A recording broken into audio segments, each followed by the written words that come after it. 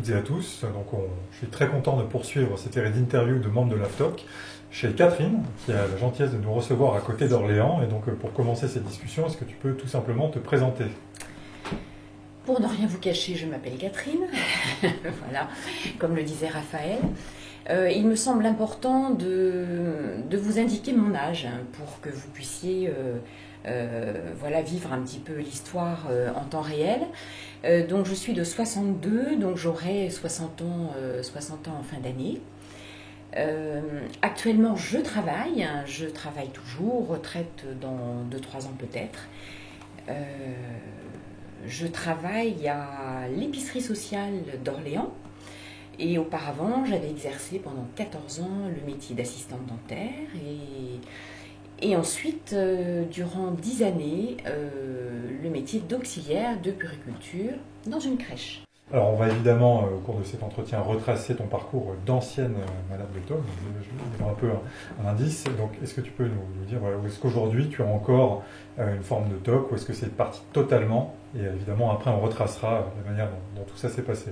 Je dirais peut-être en premier lieu que je vis tout à fait normalement et que mon objectif dans ma vie à l'adolescence, c'était de me marier ou de vivre sous un même toit pour une vie commune avec une personne le jour où je n'aurai plus de TOC et je ne me serais pas donné le droit d'avoir des enfants. Si j'avais encore eu des TOC, j'aurais eu peur de ne pas avoir suffisamment de temps à leur consacrer, de devoir penser à moi avant tout et pas à eux. Donc ça c'est une chose. Et actuellement, si je me sers encore un petit peu de quelques outils, mais vraiment des outils qui ne me font pas de mal, qui ne sont pas méchants, qui m'aident quelquefois dans la journée, ça n'a plus rien à voir. Je dirais, je pense que beaucoup de personnes, sans s'en rendre compte, utilisent ce genre d'outils sans pour autant qu'on puisse dire, quand on a connu des TOC et on les a connus, ils souffrent de TOC. Enfin, voilà, je n'y passe pas tout mon temps, pas du tout. Et pour illustrer, qu'est-ce que justement tu appelles ces outils que tu utilises très ponctuellement? Si tu peux donner un exemple. Par exemple, il arrive que lors d'entretiens, d'échanges, de rencontres qui sont importants pour moi, pour me sécuriser, m'apaiser, comme d'autres peut-être feraient une petite séance de sophrologie, moi je me dis, j'ai une petite, on pourrait peut-être appeler ça une petite formule réconfortante, et je me dis, j'essaie de me convaincre que ça va bien se passer et que les TOC sont terminés et je me dis, si une idée parasite venait à parasiter l'entretien que j'ai avec la personne, cet entretien auquel je tiens, ça serait un mauvais tour d'un TOC qui veut rentrer dans ma vie. Et moi, il y a bien longtemps que je ne m'en occupe plus. Donc ça, je me mets en fait d'accord avec moi-même. J'ai besoin de temps en temps de faire le point et de dire, Catherine, tu en es sortie, ça va bien se passer, c'est terminé. Et ça, donc ça, quelquefois, hein, c'est vraiment pas tous les jours. Et puis quelquefois, quand je suis un peu fatiguée le matin, je me dis, tiens, Catherine, ça, certainement que tu vas être amenée à vérifier 2 fois, 3 fois, si la porte est fermée. Donc, tu te concentres et tu te dis, en sortant de ton appartement, que tu fermes la porte et que c'est terminé. Ce qui est intéressant dans la réponse que tu viens de donner, c'est qu'on voit quand même que même quand on est sorti du TOC, il reste une part de vulnérabilité. Oui, c'est pas toujours évident de l'admettre, mais que voilà, ça ne t'empêche absolument pas de vivre et tu en es sorti. Mais il reste quand même quelques reliques qui font. Voilà, exactement. Faire attention. Voilà, des reliques qui peuvent. Je crois qu'on peut s'en servir, quoi. Si ça peut aider à être bien, comme d'autres personnes ont quelque chose, un objet fétiche, ou voilà, je prends ça comme ça. Est-ce que tu saurais dire à quel moment tu as eu tes premiers TOC, ce qui éventuellement a pu les déclencher, dans quel contexte c'était? Est-ce que c'est Est-ce que c'est quelque chose qui est à peu près clair? Mes premiers TOC, alors je dirais, ils sont certainement antérieurs à mes 12, 13, 14 ans, mais je n'ai réalisé que ça n'était pas normal que lorsque vraiment j'en ai souffert, lorsqu'ils ont grandi, lorsqu'ils se sont multipliés. Donc je devais avoir à ce moment-là 13 ou 14 ans. Le phénomène déclencheur, alors là, c'est difficile. Et je me suis dit, il n'y a pas longtemps, peut-être que ça pourrait, ou en tout cas en partie, venir d'un jour où mes parents m'ont dit Catherine, à partir de demain, ou de la semaine prochaine, tu vas rentrer à la maison seule, voilà ta clé, tu vas manger à la cantine, maman retravaille, donc maintenant ça se passera comme ça. Donc je suppose que les formes, ils les ont mises un petit peu plus, mais en tout cas dans ma tête ça n'allait plus du tout, parce que jusque-là, alors que n'en avais parlé à personne, ce qu'on mangeait à la cantine, c'était pas bon. Les enfants qui mangeaient à la cantine, et j'étais à l'époque en CM1, CM2, étaient des enfants de parents qui ne les aimaient pas et qui étaient pauvres. Donc ça, c'était dans ma tête d'enfant, CM1, CM2. Donc je me suis dit, je suis abandonnée. Avant, on m'aimait, j'étais pas pauvre et on me faisait à manger le midi quand je rentrais. Et à partir de demain, tout change. Là, voilà, et je l'ai réalisé ça, j'en ai reparlé plusieurs fois dans ma vie d'adulte, sans jamais réaliser qu'effectivement, au point d'en parler comme ça plusieurs fois, c'est que j'ai été véritablement choquée parce qu'on m'avait dit. Je me suis posé beaucoup de questions, je pense, oui. Mais ce qui est très intéressant, c'est qu'on voit que finalement, dans le TOC, notamment chez les enfants, l'élément déclencheur n'est pas forcément quelque chose de tragique comme la perte d'un parent ou un divorce ou quelque chose de très violent, mais là c'est simplement un événement que tu as vécu d'une certaine manière, mais que d'autres enfants auraient peut-être très bien vécu. Donc, bien sûr. L'événement déclencheur n'est pas toujours... Oui, c'est ce qui fait peut-être la différence entre ma sœur et moi, qui avons vécu un peu les mêmes situations, celle-là pas précisément, puisqu'elle était... C'est ma sœur aînée, donc on avait quelques années de différence. Elle avait déjà des libertés dans sa vie que moi je n'avais pas. Mais effectivement, ce que tu dis est vrai. Et je me souviens également que l'on disait de moi, ou que l'on a dit de moi, une fois qu'on a su que j'avais des TOC, qu'effectivement, Catherine petite, elle rangeait bien ses chaussures. Les nœuds à ses chaussures devaient être... Il y avait le nœud et les boucles devaient être présentés de façon symétrique, voilà, sur chacune des chaussures. Oui, j'avais des choses comme ça qui pouvaient faire penser à une prédisposition, mais on ne parlait pas de TOC. Non, c'est vrai, on rappelle qu'en général tous les cas sont différents, mais qu'il y a souvent la conjonction de prédisposition, d'un terreau génétique favorable et d'un élément déclencheur, ce qui est dans une majorité de cas, dont le nôtre. Mais voilà, c'est pas toujours le cas. J'étais, je pense, un nid douillet pour les TOC. Donc à eux de s'installer ou pas en fonction des événements. Il y a une chose très intéressante que tu avais dit quand on a préparé l'entretien, c'est que pendant longtemps, donc avant tes 13 ans, tu constatais qu'il y avait des choses qui n'étaient pas tout à fait normales, mais tu n'avais pas le recul tu croyais que ça faisait partie du développement normal de l'enfant et de l'adolescence. Parce que effectivement, je souffrais, j'étais fatiguée de faire toujours les mêmes choses. Alors j'avais par exemple un vaporisateur avec de l'eau et j'aspergeais tous les livres, tous les classeurs, que ça soit plastique, carton, voilà, les placards de plus en plus, les portes, et puis après l'intérieur, et puis après le linge, et puis après mon lit, et puis voilà. Mais je me disais, c'est le prix à payer certainement pour tout adolescent, pour tout enfant, pour grandir et devenir un jour adulte.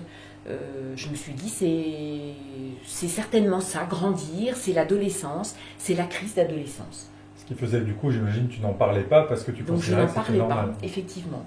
Et qu'est-ce qui a fait qu'à 13 ans, justement, puisque tu dates à peu Oui. près la prise de conscience à cet âge-là, qu'est-ce qui a fait qu'à ce moment-là, soit tu en as parlé, soit en tout cas tu as conscientisé le fait que tu avais des TOC? Alors, avec ma sœur, on faisait chambre commune. Et elle me voyait évoluer dans la chambre de façon...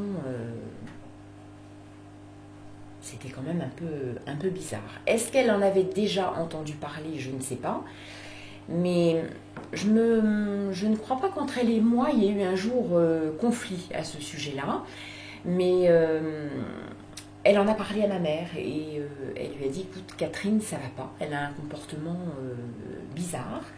Elle n'est pas bien, ça se sent, il faudrait qu'elle voie le docteur. Donc là, on est allé voir un médecin généraliste. J'étais d'accord, mes parents aussi. Et ce médecin généraliste m'a de suite dit de prendre rendez-vous avec un neuropsychiatre à Orléans. Alors, juste avant, on va venir au neuropsychiatre, mais quel a été l'accueil de tes parents finalement sur ce que ta sœur leur avait annoncé? Il y a quelques parents qui, sans se rendre compte, disent mais mon enfant est fou, qu'est-ce que je fais? Est-ce qu'ils ont été... J'ai pas entendu ça, je pense qu'ils ont été inquiets, mais inquiets en silence, en tout cas en silence vis-à-vis de moi. Mais sans réaction vis-à-vis de toi, de Sans rejet, réaction, non. Bon, Non. tant mieux, Non, ça arrive. Voilà. Alors après, on en parlera peut-être, j'ai entendu des conversations qui m'ont fait mal, et je sentais que je gênais en fait, que voilà. Mais pas là. Pas là, pas auprès de Non. ton cercle. Non. Alors on arrive à ce rendez-vous avec ce neuropsychiatre qui a conditionné beaucoup de choses. Donc est-ce que tu peux raconter comment ça s'est passé, le diagnostic? Donc je viens Orléans, neuropsychiatre. Voilà, donc il m'a reçu une première fois, il m'a posé des questions,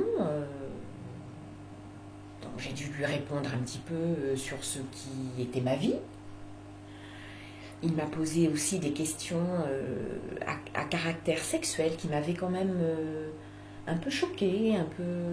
Voilà, mais bon, j'étais pas allée chercher plus loin. Il essayait d'analyser des choses, de chercher quelque chose. Il était sur une piste, je sentais quelque chose, mais je savais pas laquelle. Donc, on y est allé plusieurs fois et mes parents prenaient ma suite, s'enfermaient dans le bureau avec lui. Et mes parents, à chaque fois, ressortaient un peu désemparés, catastrophés. Et puis, avec une liste de médicaments qui étaient en partie faits de neuroleptiques, mais à des doses carabinées, ce qui fait que petit à petit, Catherine s'éteignait, s'affalait sur les lits, les canapés, dans le train, partout où j'allais, quoi. Je dormais. Et en fait, j'étais dans une camisole chimique qui me faisait flotter, qui ne me faisait plus réagir. Je ne pouvais plus du tout me faire de mal. Voilà. C'était ça finalement le raisonnement du... C'était ça le raisonnement. C'était ça le raisonnement du neuropsychiatre. J'étais à l'abri et lui aussi. Alors est-ce qu'il ne savait pas, ou à mon avis il s'est trompé, il me voyait psychotique. C'est le diagnostic qu'il a posé. Oui. Et finalement, quelle a été la conséquence de cette prise de médicaments de plus en plus importante avec des produits qui te rendaient amorphe? Est-ce que ça a eu un impact sur ta scolarité, j'imagine? Pendant toute cette période, je n'ai pas pu agir, je n'ai pas pu parler. Et un jour, ce médecin a dit à mes parents, il va falloir que Catherine interrompe ses études. C'est terminé, elle ne va plus au lycée. Donc là, tu as quel âge, là? C'est à ce moment-là? Donc là, je devais avoir 16 ou 17 ans. 17 ans, je pense, 17 ans. Et donc, Catherine interrompt ses études. C'est plus la peine qu'elle y aille. D'ailleurs, au lycée, je déambulais dans les couloirs, dans la cour. J'allais dormir à l'infirmerie, en fait. J'allais dormir à l'infirmerie. Sans que personne ne m'embête, comme si ça avait été d'un commun accord, quoi. Donc j'allais dormir à l'infirmerie. Mais personne, ni l'infirmière, ni un prof, ne m'a un jour demandé qu'est-ce qui se passe, Catherine, t'es plus comme avant, t'avais des possibilités que t'as plus, t'étais très vivante en classe, qu'est-ce qui se passe? Je tiens à dire aussi au passage que je n'ai pas vécu amicalement de mauvaises années. J'ai quand même le souvenir d'avoir eu des amis et amieux plutôt bienveillants, qui faisaient abstraction d'un état effectivement bizarre, mais qui ne m'ont pas forcément posé de questions. Alors que moi, j'avais quelquefois envie de leur dire, parce que ça montrait de moi aussi un côté intéressant, je crois. En fait, ça partait aussi de ce sentiment-là. C'était la seule façon que j'avais de vivre, en fait. Donc, c'était leur raconter ce qui m'arrivait, où j'allais, voir un neuropsychiatre, ce qu'ils pensaient, ce que je prenais comme médicament. Mais voilà, je ne l'ai pas fait. Je ne l'ai pas fait. Donc, j'ai interrompu mes études. Et ce neuropsychiatre à Orléans a dit à mes parents, voilà, j'adresse Catherine à une maison de post-cure, c'est ce qui nous a été dit, en Haute-Savoie.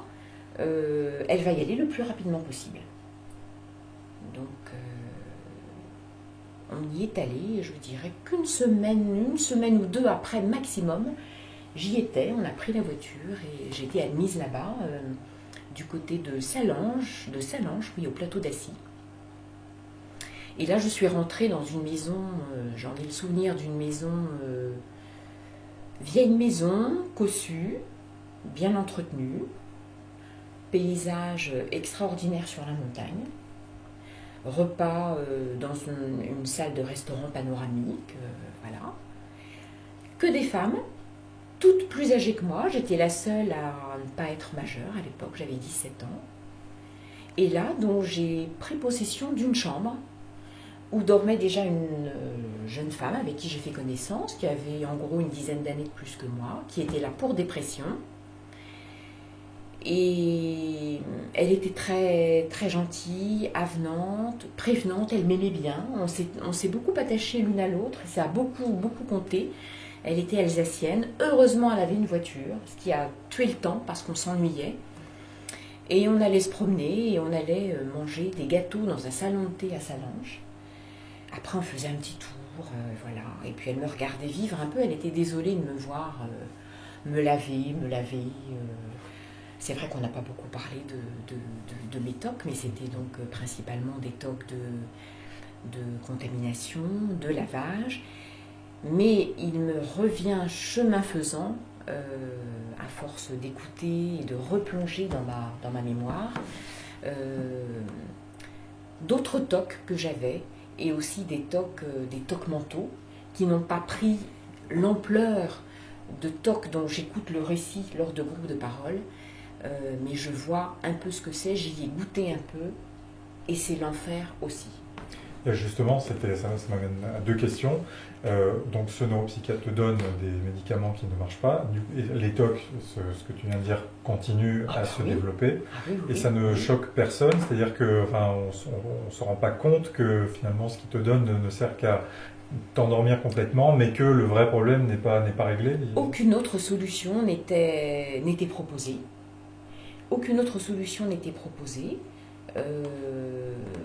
Mais mes parents étaient quand même dans une profonde peine, tristesse, incompréhension.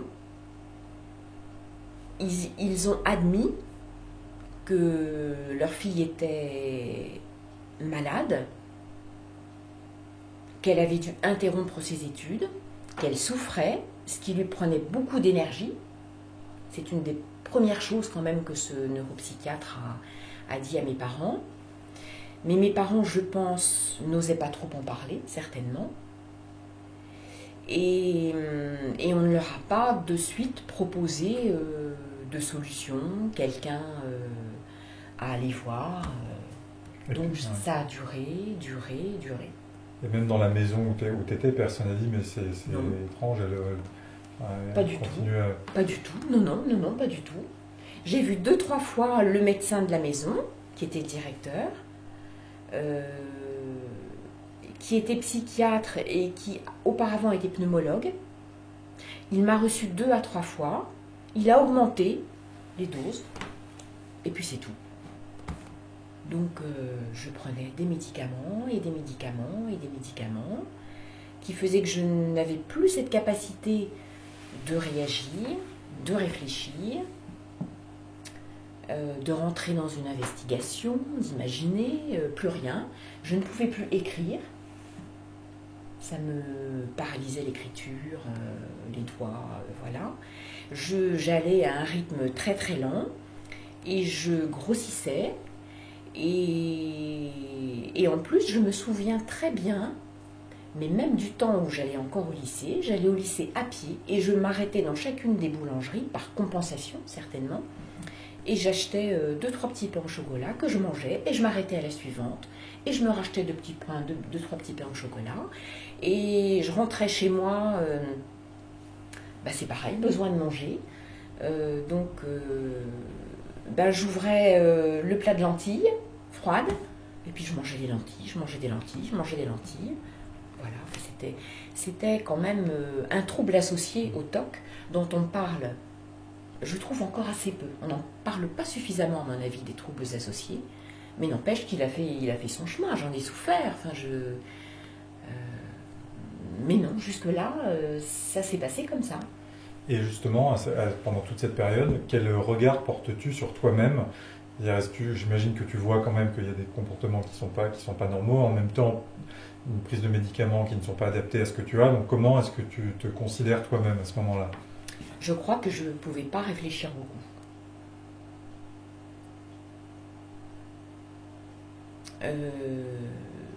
Je ne pouvais décemment plus suivre d'études puisque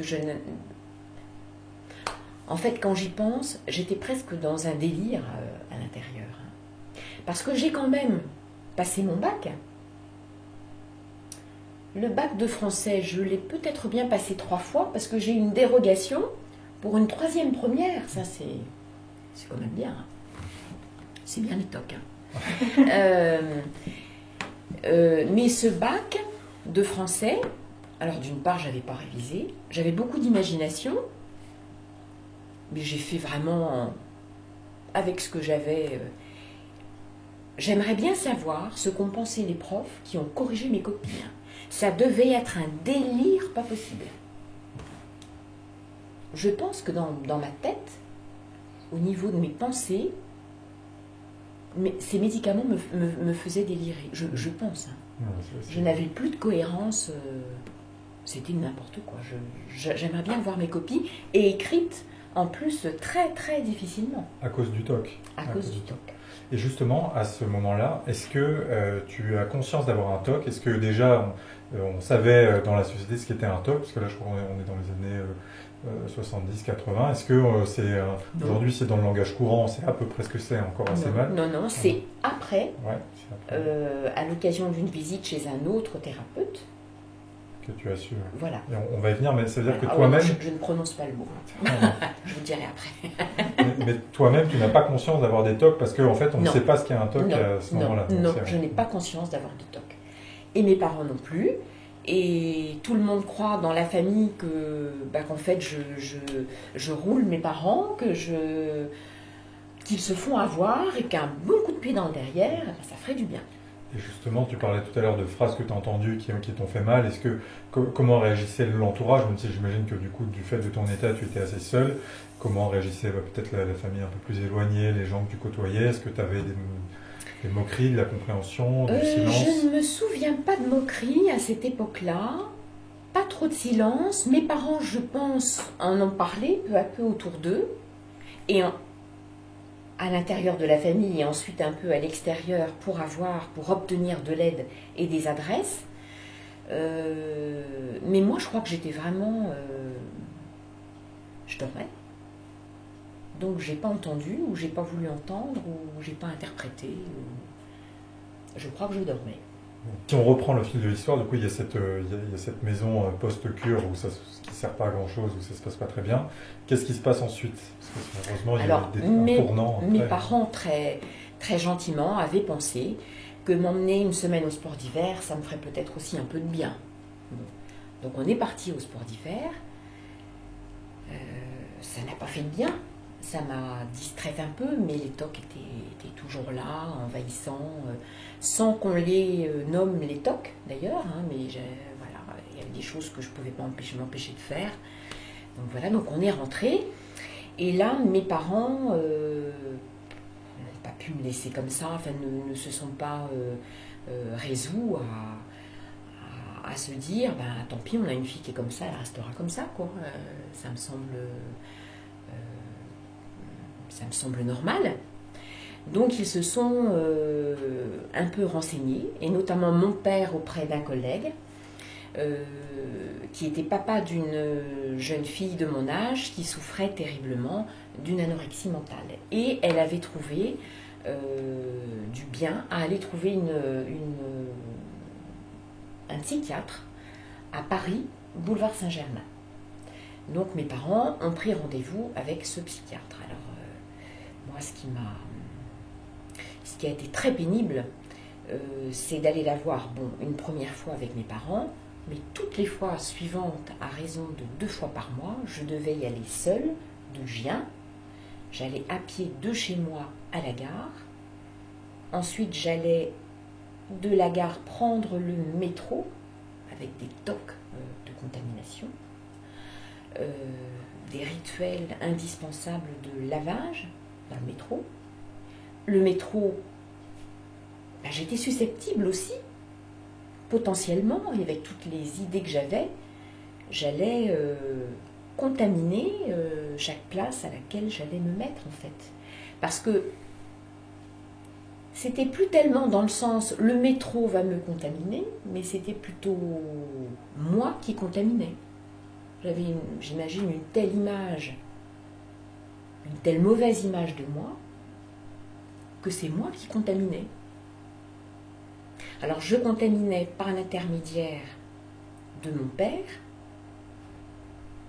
qui contaminait tout ce qu'il touchait, et comme je touchais fatalement plein de choses dans la journée que touchait mon père,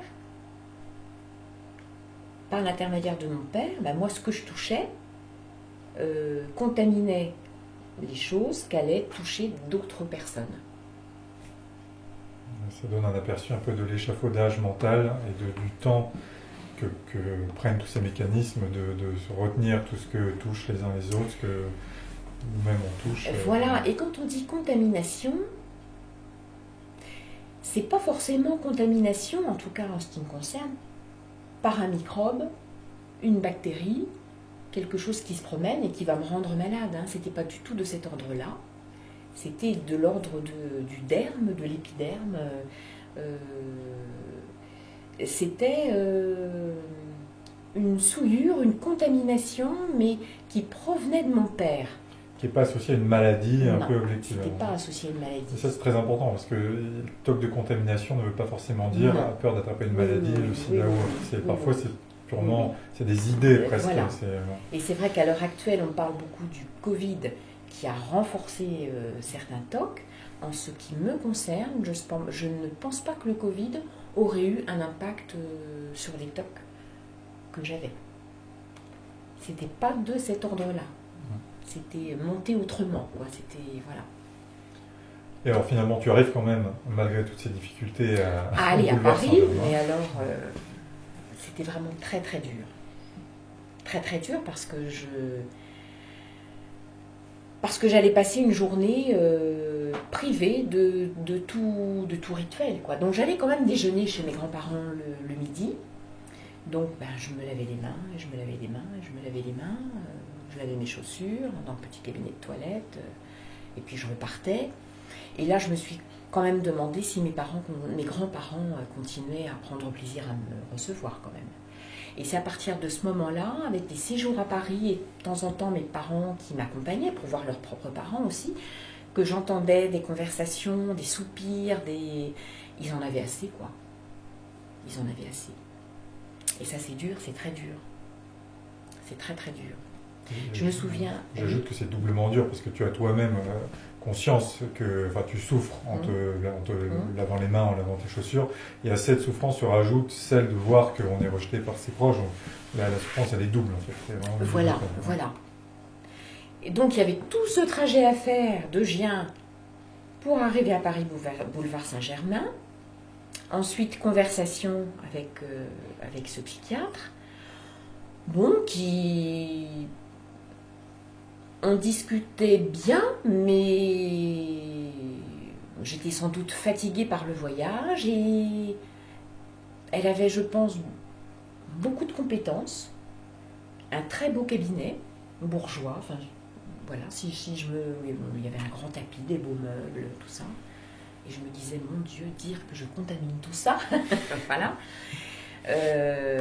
Voilà, je plaignais la personne qui ensuite allait prendre ma place devant elle dans le cabinet, quoi. Je contaminais tout. Et puis, je connaissais bien le quartier après, et je me disais, mais qu'est-ce que ça peut être? Donc j'allais me promener. Il y avait beaucoup de librairies. J'allais souvent dans ces librairies. Et puis, un jour, le diagnostic est tombé, alors que mes parents m'ont accompagnée. Et ils ont donc dit, elle a donc dit, cette femme psychiatre, à mes parents, donc c'était peut-être, j'y étais allée déjà quelques dizaines de fois.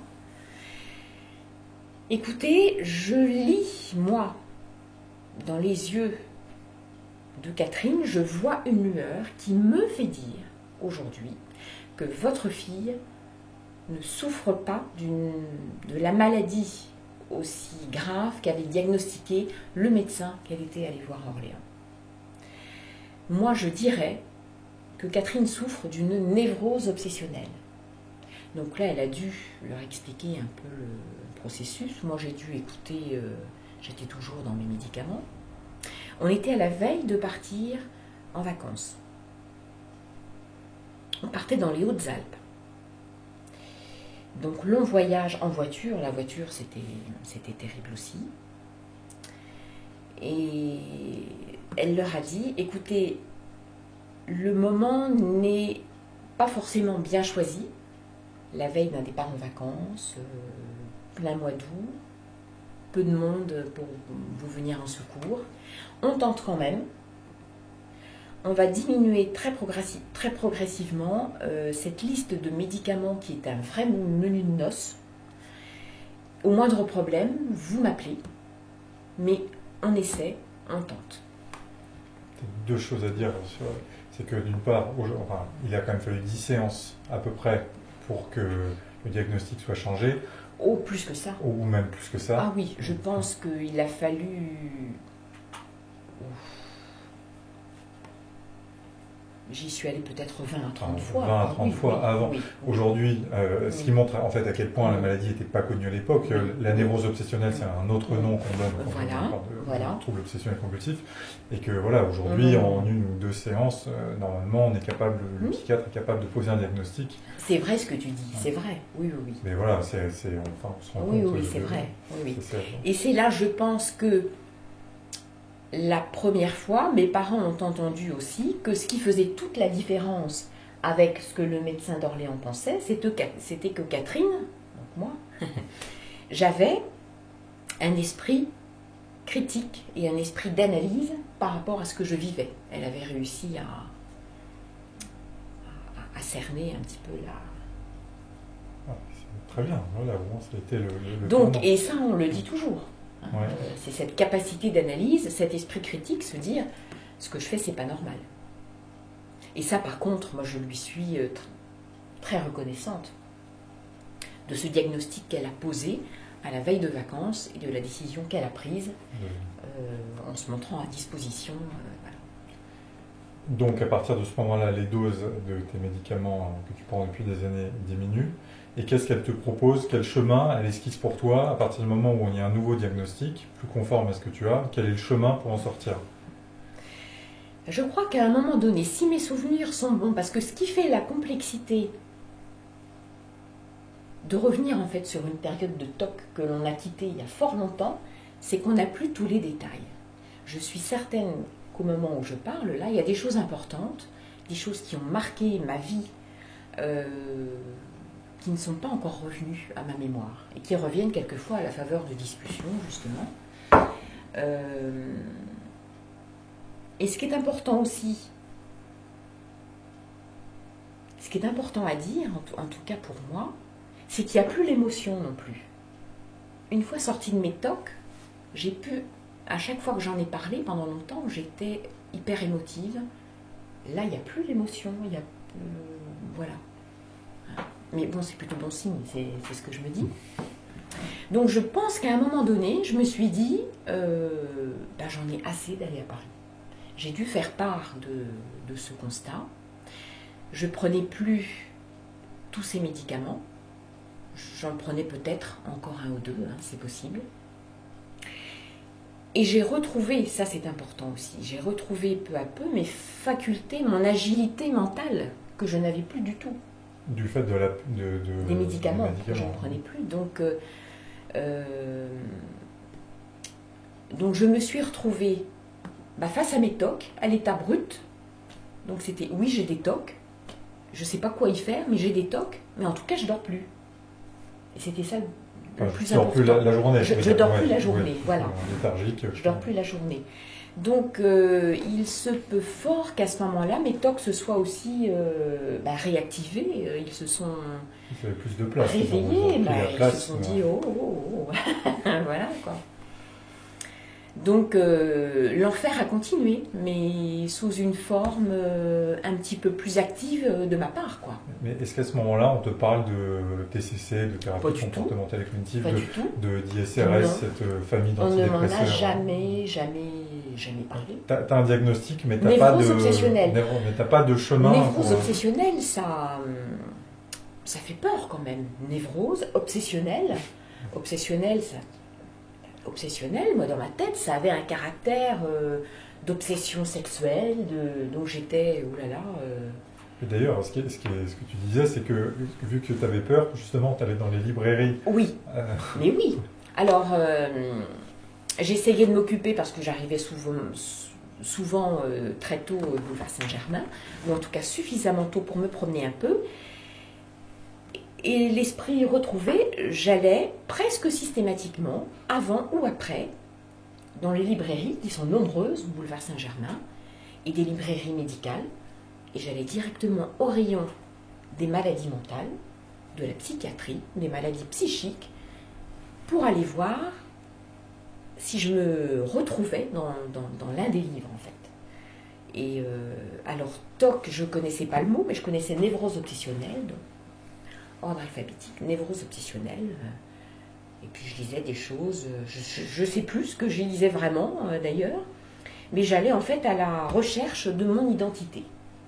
Mais pour dire l'écart avec aujourd'hui ou avec Internet, si tu étais resté à Gien, il n'y avait peut-être pas de librairie spécialisée. Ah non, pas du tout. C'était le flou un peu total. Pas du tout, oui. Donc je cherchais à en savoir un petit peu plus sur moi à chaque fois.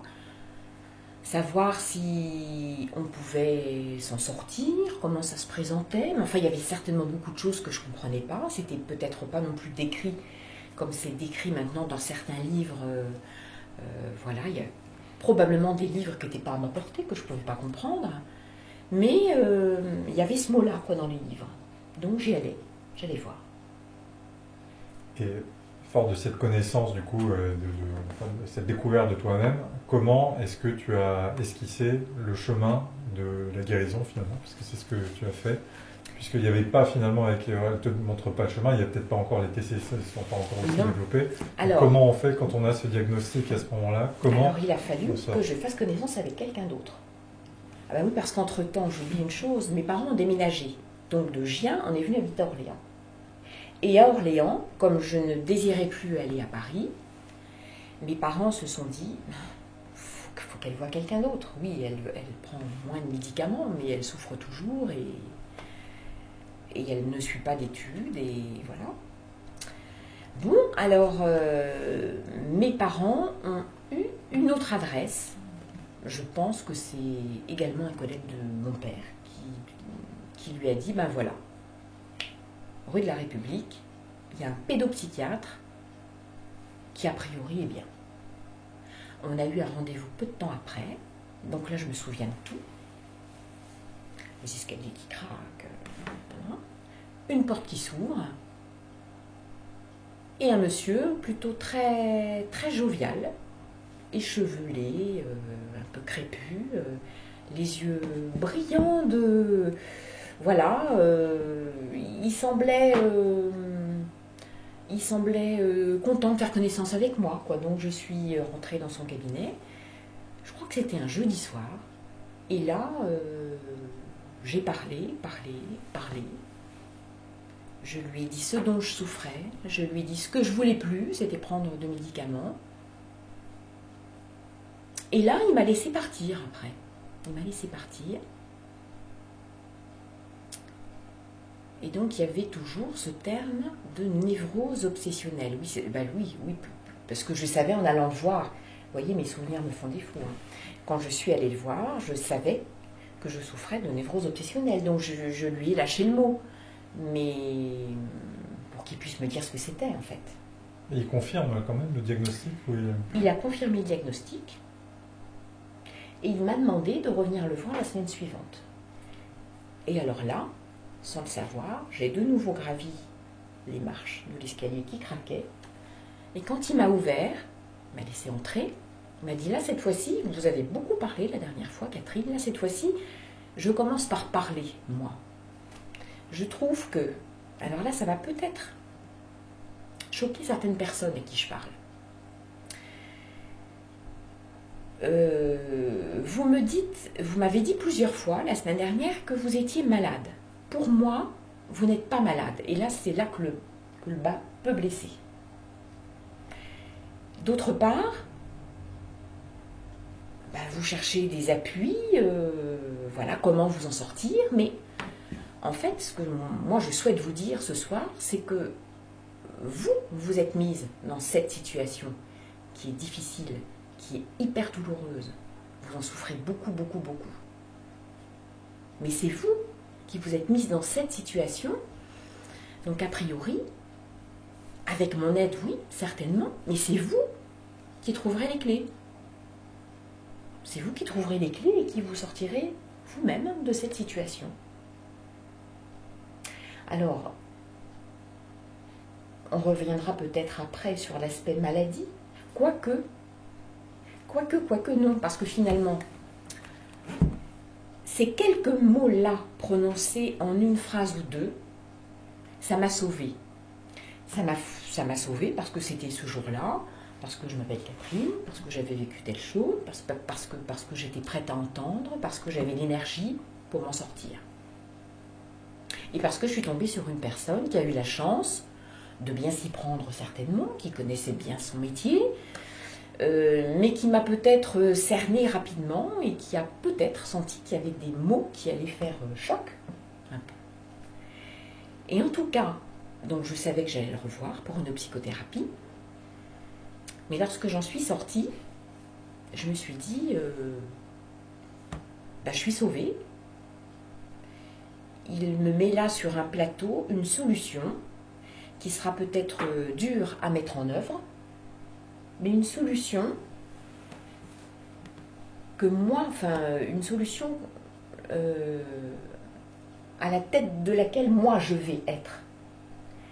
Et c'était ça qui importait. Et je dirais, c'est ma première indépendance dans ma vie.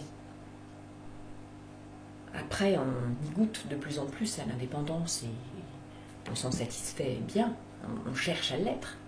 Mais là, moi qui ne l'étais pas du tout, ces mots-là m'ont donné une forme d'indépendance, une indépendance vis-à-vis des décisions que je prenais, vis-à-vis de mes parents, vis-à-vis de tout ce qui pouvait m'entourer, et une indépendance vis-à-vis de cette névrose obsessionnelle, dont je ne savais pas encore qu'elle s'appelait TOC.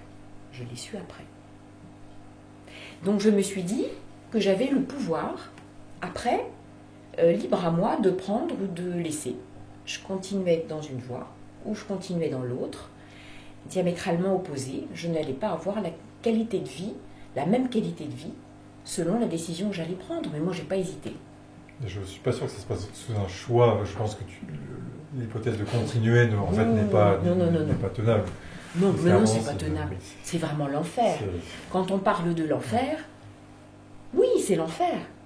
Oui, vraiment. Donc le lendemain, symboliquement, je suis j'ai pris rendez-vous chez le coiffeur, chez un coiffeur que je ne connaissais pas, à l'autre bout d'Orléans. J'ai traversé le pont. Ah là, j'étais une femme libre. Une femme libérée. Libérée, mais pas dans le sens habituel. J'allais me libérer, mais j'étais sûre. J'étais une jeune femme qui allait se libérer. Donc j'ai traversé le pont, fière, la tête haute, fière de moi. Et j'ai dit au coiffeur, le plus court possible. En fait, c'est très symbolique. Hein. C'était la boule à zéro, on repart à zéro, on remet toutes les pendules à l'heure. Je savais que ça allait être difficile, mais je savais que j'en avais les moyens, que j'allais trouver la solution. Et la première chose, c'était d'aller chez le coiffeur et de me dire, maintenant Catherine, tu ne te laves les cheveux que lorsque c'est nécessaire. Tu ne te laves pas les cheveux 10 fois par jour. À la limite, tu demandes à quelqu'un combien de fois par semaine on se lave les cheveux, dans quelles occasions exceptionnelles on peut se laver les cheveux une fois de plus, mais tu ne te laves plus les cheveux 10 fois par jour, et ça, tu tiens. Et en fait, c'était ma première exposition, sans le savoir. C'est une TCC qui ne disait pas son nom. Effectivement. Je pense que la TCC, j'y suis venue par mes propres moyens, sans savoir que la TCC existait. Elle n'avait pas encore passé les frontières pour venir rue de la République à Orléans. Mais n'empêche que ce moyen-là, oui, je l'ai trouvé, il est venu à moi par instinct. Par instinct, tu t'es toi-même exposé, tu as fait des exercices d'exposition. Et est-ce que, avec cette fois une volonté de faire qui était avec toi, parce qu'en général on n'a pas quand on souffre de TOC, et du coup les progrès ont été fulgurants en fait, ça a été très... Oui. Parce qu'effectivement, après de nombreuses années que je m'intéresse de nouveau au TOC, que j'entends des témoignages, que je lis des choses, effectivement, l'anxiété dont on parle, qui appelle le TOC et les rituels, cette anxiété, cet inconfort, plus qu'un confort, je l'ai vécu. Mais en me disant, je tiens bon, et c'est passé. Donc finalement, tout ce que je lis, c'est vrai. Ce qui me fait dire que ce qu'on lit, c'est ce que le corps humain, ce que dans ma tête, j'ai su adapter instinctivement, effectivement, c'est une des meilleures solutions. La TCC le prouve, quoi, celle qui est mise en place actuellement. Mais dans ton cas, parce que là, ce que tu décris, c'est le volet comportemental de la TCC, avec l'exposition, avec prévention de réponse, on s'expose à ce qui nous fait peur et on s'empêche de faire le rituel, ce qui est très dur. Il y a aussi l'aspect cognitif, donc c'est de questionner un peu les pensées intrusives. Et justement, dans ton cas, tu disais que ce que touchait ton père était contaminant. Comment tu arrivais à travailler sur les pensées? Est-ce que tu faisais uniquement du comportemental, de l'exposition, ou est-ce que tu arrivais à travailler finalement à te défaire des pensées autour de la contamination ou autre? Eh bien, maintenant qu'on en parle, je pense que c'est surtout l'exposition qui a peu à peu fait diminuer les pensées. C'est le mécanisme, hein, c'est que plus on fait le rituel, plus on renforce les idées. Et voilà. Les deux aspects se renforcent. Et vous voyez, là, je le réalise aujourd'hui. C'est encore un point. On a bien fait de venir. Je suis allée dans le bon sens, mais instinctivement. Et combien de temps a duré? Donc, tu avais des TOC qui étaient assez invasifs. Parce que là, j'en parle. Alors forcément, comme j'ai pas beaucoup d'émotions, oui, ça a l'air facile. Je me dis, j'imagine que la personne qui me regarde va se dire, mais attends, ça n'a rien à voir avec ce que je vis, quoi. L'enfer. Mais si, je vous assure, je sais pas comment le dire, mais c'était vraiment l'enfer. Donc combien de temps ça a mis pour en sortir à peu près? Il y a des progrès, ça se fait pas du jour au lendemain, mais... Alors, je me souviens m'être organisée, en fait. Je suis pas partie comme ça, bille en tête, du tout. J'avais vraiment conscience. Alors, on n'en parle pas beaucoup, mais toujours avec l'accompagnement de mon thérapeute, qui m'a jamais dit, mais qui voyait que j'évoluais. On a parlé d'autre chose. Donc je me suis vraiment installée, quoi. Je me suis dit, voyons, de quel côté, par quel bout je vais prendre tous ces tocs-là. Comment je vais m'y prendre? Il faut que je sois organisée. J'ai édifié, pour moi c'est quand même un bel édifice. Un bel édifice, les tocs. Hein. J'ai souvent comparé ça à une tour Eiffel. C'est tellement complexe, beau, précis, une tour Eiffel. Mais n'importe qui ne peut pas la démonter. Il faut l'avoir montée pour la démonter, la tour Eiffel. Et puis il ne faut pas monter trop haut non plus. Hein. Voilà. Donc, je me suis dit, il faut pas que je démolisse. J'ai entendu le mot démolir l'autre jour. Je me suis dit, non, on ne démolit pas tout ça. On déboulonne. On déboulonne avec les bonnes clés. On cherche les bonnes clés. Et puis petit à petit, je mettrai tout ça de côté. Parce qu'on ne sait jamais si j'avais à y revenir. Mais ça m'étonnerait. Et je ne veux pas y revenir. Donc Catherine, tu n'y reviendras pas. Chaque boulon déboulonné, tu le ranges dans ta caisse à outils. Tu sais que c'est là. C'est une preuve que tu as su monter, édifier. Une preuve que tu as su démonter. Donc ça, tu peux être fier de toi. Tu gardes ces caisses à outils-là, mais en tant que témoin, et parce que tu peux en être fier, autant que tu, même bien plus, que si tu avais eu ton bac. Hein, mon bac, je ne l'ai pas passé, mais je m'en fiche. Moi, le principal, ça se passe dans les boîtes. Hein. Donc, j'ai démonté en écoutant mes besoins, mes capacités, mes possibilités. C'est-à-dire vraiment une à une. Je ne me suis pas précipitée pour me sortir des tocs. C'était pas possible. J'y ai même pas pensé. J'ai vraiment respecté mon rythme. Et c'est certainement aussi lent que de les inventer, les tocs. Hein, certainement. Si on ne veut pas tout faire brutalement, j'ai assuré mes pas, en fait.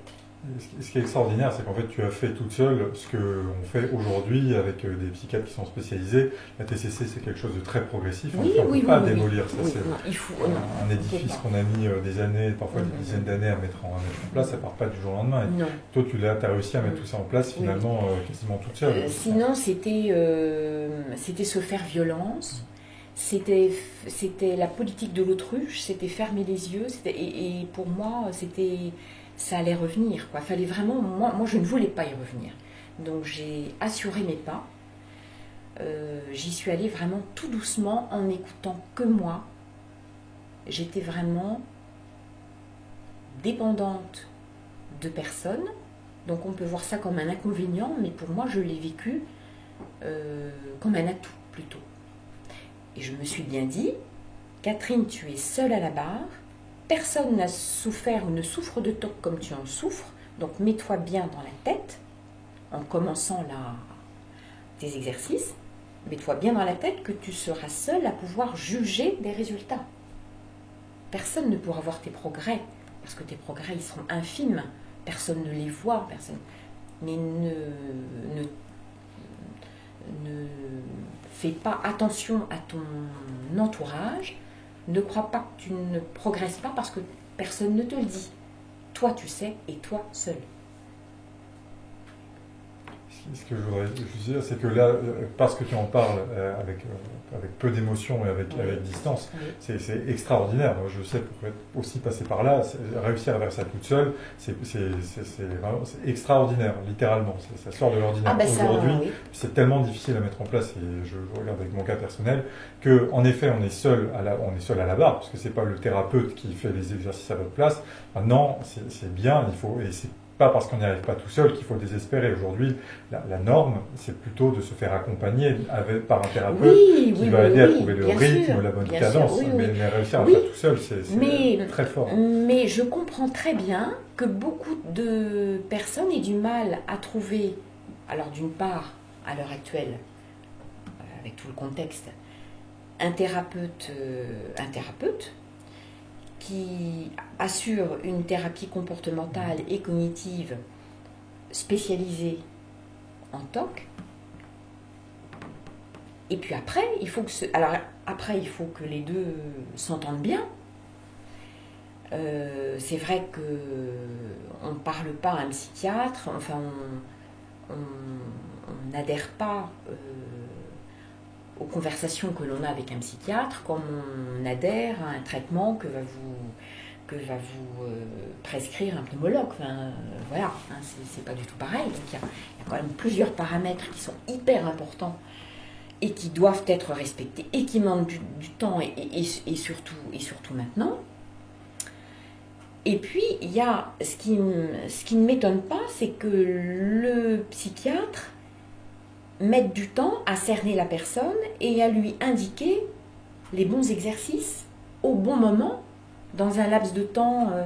C'est hyper compliqué, tout se passe dans la tête. Tandis que moi, j'étais en direct avec le producteur. Voilà. Donc ça, c'est un atout que j'avais. Mais qui demande une volonté et une discipline ça oui alors. Infaillible, sans aucune faille. Oui, sans aucune faille. Les progrès que je faisais, je ne voulais pas avoir à retravailler dessus. C'était acquis. Et c'est jusqu'à aujourd'hui? Jusqu'à aujourd'hui. Tu n'as jamais fait de rechute? Non. Non. Et pourtant, j'ai vécu des situations comme tout le monde dans ma vie qui m'ont demandé des forces, D'ailleurs, les TOC m'ont apporté beaucoup de force. C'est pour ça que je dis, c'est encore un terme qu'on peut ne pas comprendre, quand je dis que les TOC ont peut-être été à un moment donné de ma vie, des alliés, le terme est peut-être un peu fort, des partenaires peut-être un peu aussi, mais un peu de cet ordre-là. S'ils sont arrivés dans ma vie, il y a eu une raison, quoi. Il y a eu une raison. Et quand on parlait tout à l'heure maladie, je comprends très bien le mot maladie. Parce qu'effectivement, on a une maladie. Et en plus, maintenant, c'est prouvé, on a un problème de sérotonine, d'hyperactivité, voilà. Cette maladie, elle peut, même dans certaines situations bien précises, s'opérer.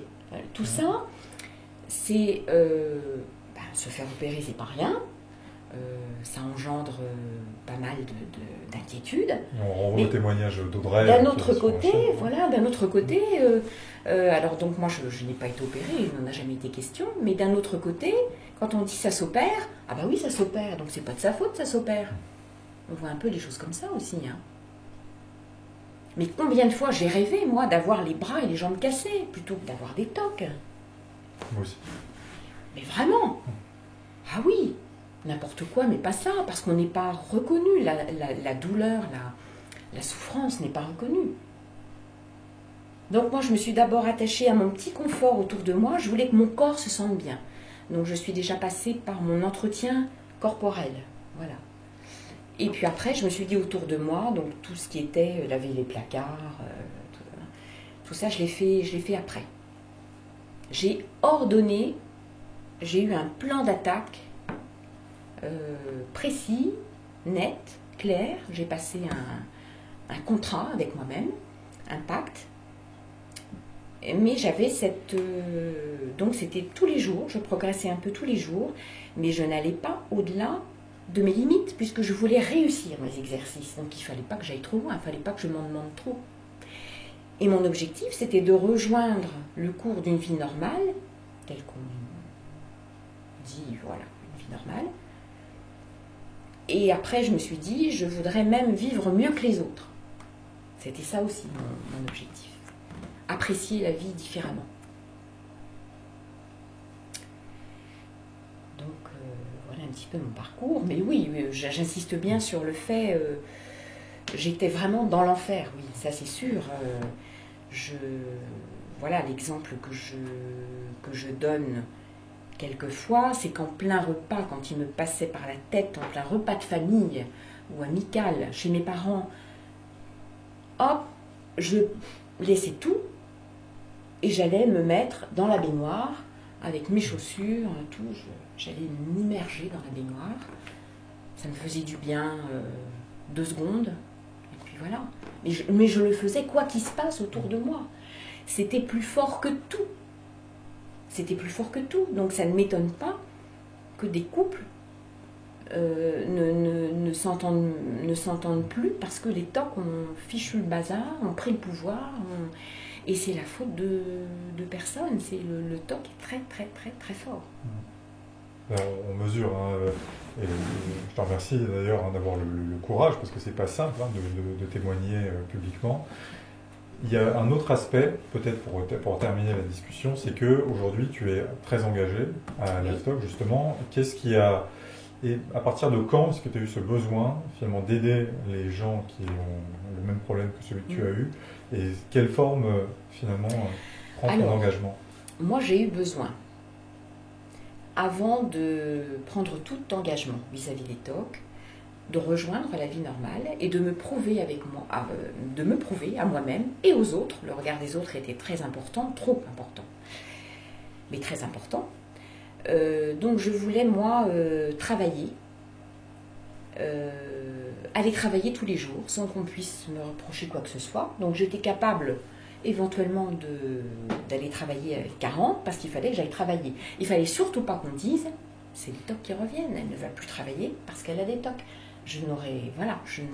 J'avais des choses à prouver. J'ai travaillé dans des endroits où c'était difficile, l'ambiance très difficile. J'ai tenu bon là où d'autres ont lâché parce que je ne voulais pas qu'on dise elle lâche parce qu'elle a des TOC. Voilà, c'est pas fini son truc. Je voulais pas qu'on dise ça parce que moi je savais que je m'en étais sortie, mais je voulais pas qu'on croie ça. Et puis j'ai eu une vie sentimentale compliquée parce que les TOC, plusieurs années sur un CV, comment expliquer ça? Comment expliquer ça à quelqu'un que vous êtes sur le point d'aimer ou qui vous aime, mais comment est-ce qu'il va le prendre? Est-ce qu'il va comprendre? Non. D'abord, vous êtes persuadé que non. Il ne va pas bien interpréter les choses. Il ne peut pas, il ne sait pas, ça ne se sait pas, il n'est pas au courant, donc ça va lui faire peur. Il va se dire, ou elle va se dire, effectivement, il ou elle est folle, quoi. On en revient toujours un petit peu au même. Donc c'est compliqué, parce qu'après, il y a tout ce lien dont on ne parle pas beaucoup non plus. Tout ce lien social qui est rompu. Tout s'est décousu. Moi, j'ai pas eu d'adolescence. C'est certainement pour ça qu'actuellement, je ne dis non à rien. Moi, j'ai envie de profiter de tout ce qui se présente. Puis des fois, je me dis non, ça va faire un petit peu trop. Mais c'est vraiment ça. Et des fois, je me dis, moi, ça... j'ai envie de répondre à pas mal de petites propositions, tout ça, instantanément. Je dis oui, voilà. Parce que j'ai envie d'en profiter. Je sens que j'ai pas eu d'adolescence. Par contre, j'essaie d'en faire un atout. J'ai transformé un peu les choses parce que, voilà, si j'avais vécu normalement mon adolescence, je ne serais pas là aujourd'hui pour vous parler des TOC. Hein. Quelle chance j'ai eue finalement. Mais voilà. Et quand on cherche un travail, c'est pareil. On vous pose des questions. Donc il faut toujours contourner. Voilà. Et le lien social en général, il est très difficile. Et on a perdu l'habitude de répondre oui. Et je me souviens très bien de ce pédopsychiatre à Orléans, rue de la République, avec les escaliers qui craquent, qui me disait vous n'osez pas faire ça, ou vous ne répondez pas oui à ça. Qu'est-ce que vous risquez? Et effectivement, encore maintenant, quand j'ose pas, qu'est-ce que je risque? Eh ben non, je téléphone, je pose... Et en fait, on ne risque pas grand-chose. Dès l'instant qu'on est déterminé, quand on sait, quand on s'apprête quand on est prêt à recevoir la réponse, en fait. Et c'est tout ça qui redonne confiance en soi, c'est tout ce qui est travaillé, je pense, lors d'une thérapie, en dehors des expositions. Et ça, donc, je lui dois beaucoup aussi à ce monsieur-là. Donc tout ce lien est très difficile à retisser. Et c'était un préalable à un engagement en vue d'aider. Voilà, alors donc, la vie normale, je l'ai rejointe à ma façon, telle que je concevais la vie normale. Et puis, il y a à peu près un an ou deux, après avoir divorcé, après avoir vécu des périodes qui auraient pu ramener les tocs à moi, mais je leur ai fait non, et à personne. Mais voilà, j'étais consciente que là, à ce moment-là, j'étais une proie. Non, je les vois là, moi, je vois les armées de tocs là. Je leur fais des pieds de nez à chaque fois, je leur dis non, moi pas. Et donc il y a à peu près un an, peut-être un peu plus, j'ai contacté l'AFTOC et j'ai proposé mon aide sans savoir un petit peu où je mettais les pieds, de quelle façon je pourrais aider. D'autant plus que moi, j'ai pas la notion et toute la notion des TOC qu'ont les personnes que je rencontre sur les groupes de parole. Hein. Moi, j'en parle à ma façon, mais façon il y a très très longtemps. Hein. Les TOC, c'est quand même relativement nouveau dans mon langage. La TCC aussi, plein de choses. Moi, j'apprends plein de choses. Je dirais même plus que l'on m'apprend. Hein. Bon, après, moi, tout ce que je sais faire, c'est faire circuler la parole, apporter mon témoignage. Et puis, je me documente et je vais le faire de plus en plus parce que j'ai des lacunes, moi, en matière de TOC. Hein. J'ai pas de réponse scientifique à donner, j'ai plein de choses à apprendre. Et j'ai appris tout ce que les TOC peuvent inventer et avoir comme déguisement, quoi.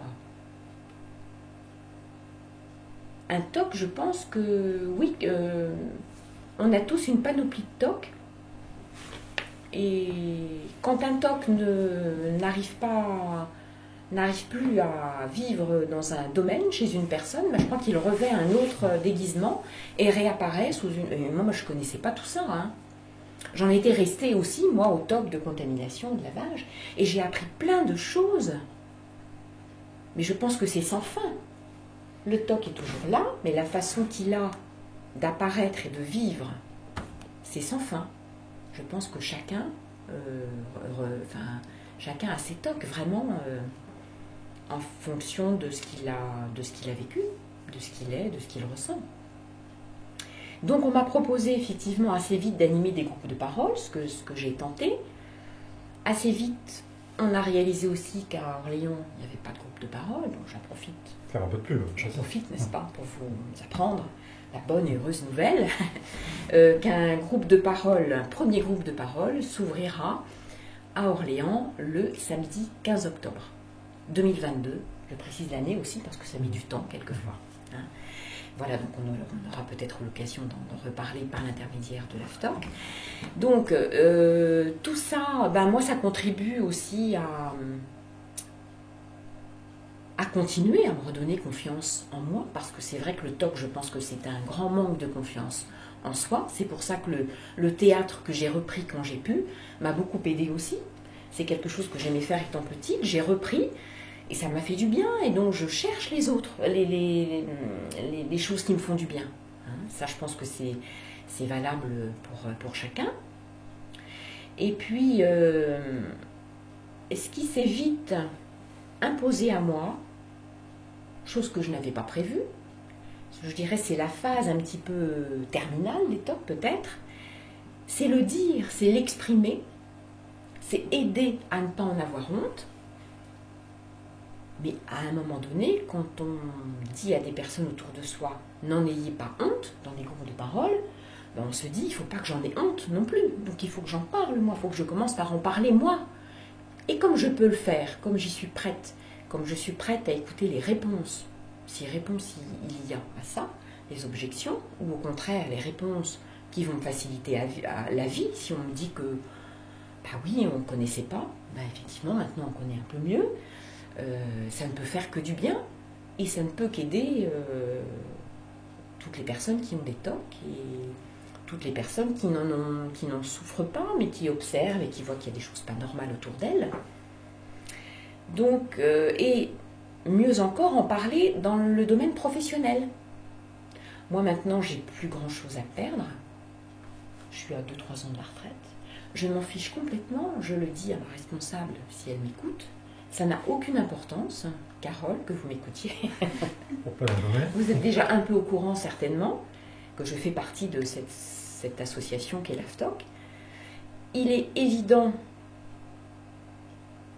si on avait su, avant d'être embauché au cabinet dentaire, que j'avais souffert d'une névrose obsessionnelle, j'aurais pas été embauchée.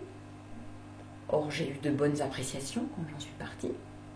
J'ai exercé une dizaine d'années en crèche. Ça s'est toujours bien passé. Je travaille depuis environ 8 ans à l'épicerie sociale d'Orléans, en lien avec des personnes qui ont un équilibre psychique quelquefois un petit peu précaire, qui vivent des situations pas faciles. Le courant passe bien, ça se passe très très bien, ça me plaît. Ça m'aide, on en parlait un petit peu tout à l'heure, à casser des barrières, à casser des préjugés. Moi c'est... Voilà, je suis très contente et contente de le dire. Je suis comme tout le monde, le curseur il a été un petit peu haut à un moment donné. Voilà, j'ai rencontré des personnes et j'ai su moi-même aussi le faire redescendre. Donc c'est une maladie qui se soigne, mais la différence avec une maladie comme le diabète, je dirais, on n'est pas à la merci, on peut agir soi-même. C'est ce que je veux dire en fait.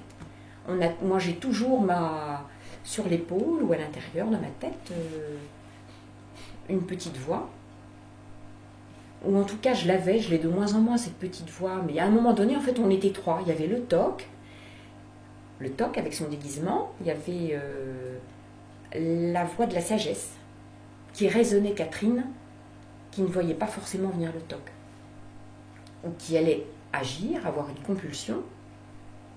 Et là, la voix de la sagesse disait, Catherine, ne lui cède pas, lui, là. Tu vois bien, il nous regarde, là. Il nous regarde, il a un air narquois. Il veut t'attaquer, tu lui dis non. C'est un TOC, là. C'est typiquement un TOC, c'est une idée parasite. On veut t'embêter, on veut te foutre en l'air ta demi-journée, Tu lui dis non. Tu vas peut-être souffrir un peu, tu vas être dans l'inconfort, mais tu vas voir, ça passera. Et voilà, et je pense qu'effectivement, moi je comprends très très bien qu'on fasse le choix et qu'on ne puisse pas se permettre d'en parler à tout moment dans sa vie. Mais quand on est prêt aux réponses qu'on peut vous apporter, qu'on peut vous rétorquer, aux accusations qu'on peut éventuellement vous donner, il faut, quand on est prêt, il y a un moment pour tout, et ce moment-là, il est venu pour moi. Donc voilà, la première fois aujourd'hui, vraiment de façon un petit peu plus large, de façon diffusée, plus largement diffusée. Donc voilà, moi je... Catherine, merci beaucoup. Je crois qu'en effet, ton témoignage est très riche d'enseignements et permettra à beaucoup de gens de comprendre un petit peu les mécanismes, comment on en sort. Et c'est un parcours très intéressant. Et je crois qu'en fait, tu as bien illustré ce que tu viens de dire, que tu as osé témoigner, c'est pas facile, il faut le dire. Et je te remercie pour ce témoignage et pour ton accueil. Et je remercie bien évidemment Ariane, qu'on ne voit pas, qui est derrière la caméra, qui fait un travail remarquable pour la prise de vue et pour le montage. Oui. Et donc, il y aura d'autres témoignages, d'autres membres de l'AFTOC par la suite. Donc, n'hésitez pas à vous abonner à la chaîne et à venir au groupe de parole du 15 octobre à Orléans, qui sera le premier 15 octobre, d'une longue série. Et toutes les infos figurent sur le site de l'AFTOC avec l'adresse, l'horaire exact. Mais c'est vrai que c'est terrible de savoir qu'autour de soi, beaucoup de personnes souffrent. Et en même temps, je me dis peut-être qu'il n'y aura qu'une ou deux personnes. Voilà. Et quelquefois aussi, on a déjà dit à une personne que j'ai côtoyée à la mairie d'Orléans, oh non, ce sujet-là, on n'en parle pas dans telle revue destinée aux agents de la ville parce que c'est pas assez glamour. Ben non, c'est pas glamour, mais nous, on en parle. Voilà.